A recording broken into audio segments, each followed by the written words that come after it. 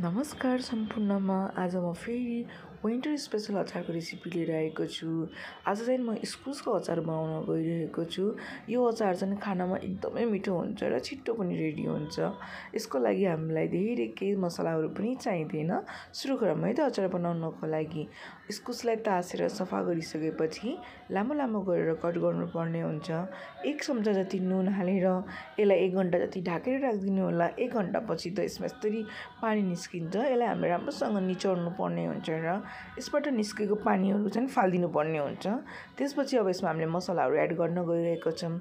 बेसार र अचारको मसला। अचारको मसलामा चाहिँ जिरा, धनियाँ, मेथी, कलौन्जी र तोरीलाई हल्का फ्राई गरेर दरदरो गरेर पिनेको हो।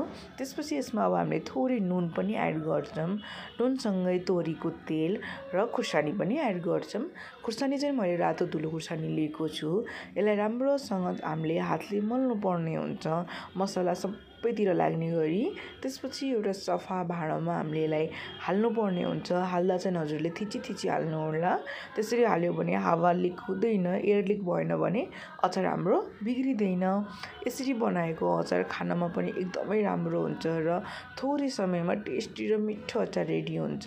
यस्तै अचारको रेसिपीहरू हजुरहरूलाई मनपर्छ भने मेरो च्यानललाई सब्सक्राइब गरिदिनु होला र हजुरलाई आजको रेसिपी कस्तो लाग्यो कमेन्ट गरेर भन्न नबिर्सिनु होला र हजुरहरूले पनि एकचोटि ट्राई गर्नु होला। Thank you so much.